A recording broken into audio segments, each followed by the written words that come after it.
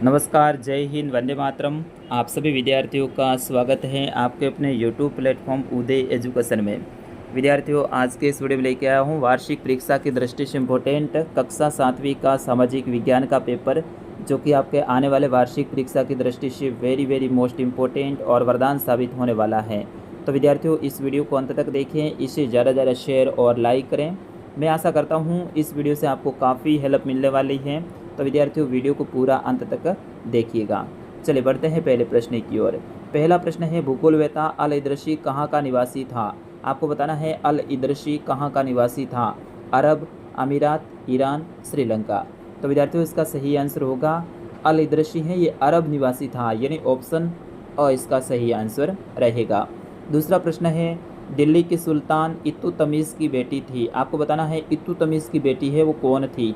रजिया, चांद बीबी, मेहरू जिन्ना जिसा, इनमें से कोई नहीं। तो विद्यार्थियों, इत्तुतमिश की बेटी है रजिया सुल्तान थी, तो ऑप्शन अ इसका सही आंसर रहेगा।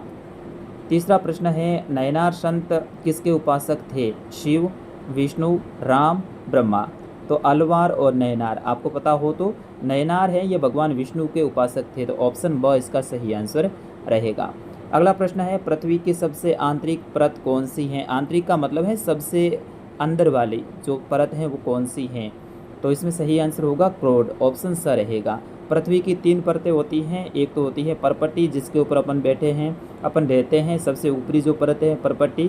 20 वाली जो परत होती है वो मेंटल होती है, और जो सबसे अंदर वाली होती है वो क्रोड होती है।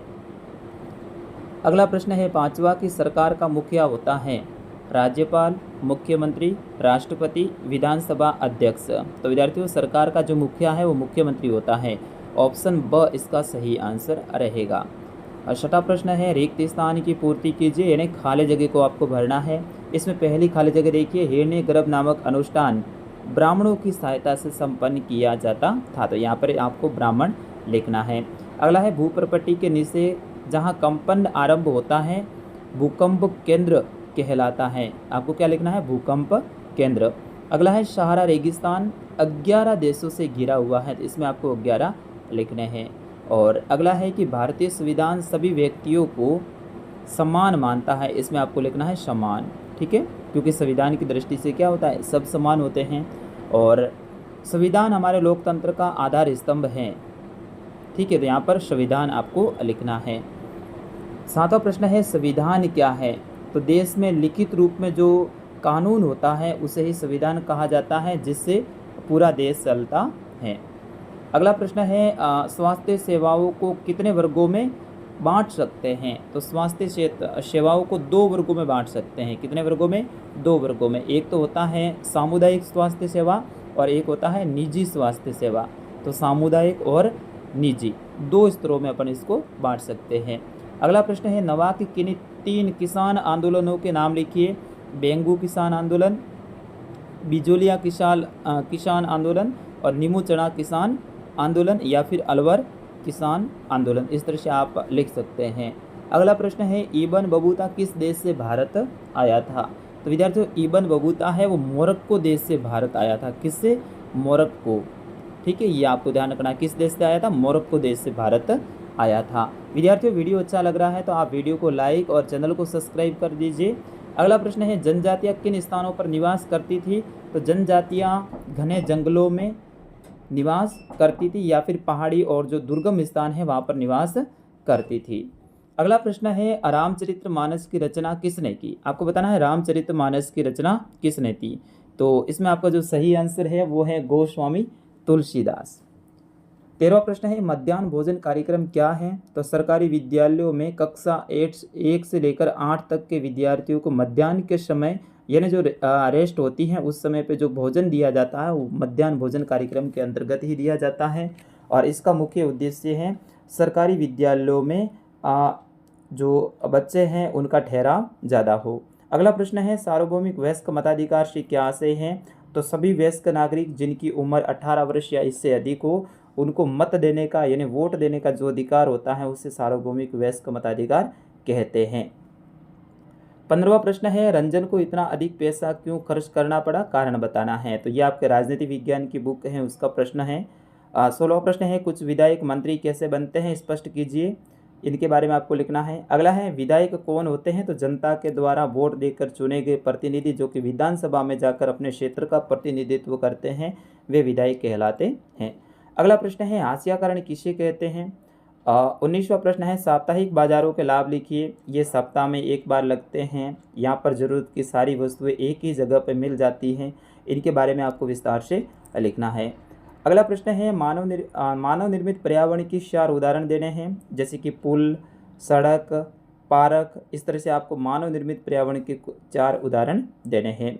अगला प्रश्न है, शेल कितने प्रकार के होते हैं, संक्षिप्त में वर्णन कीजिए। तो शेल हैं वो 3 प्रकार के होते हैं, आग्नेय शेल, अवसादी शेल और कायांतरित शेल।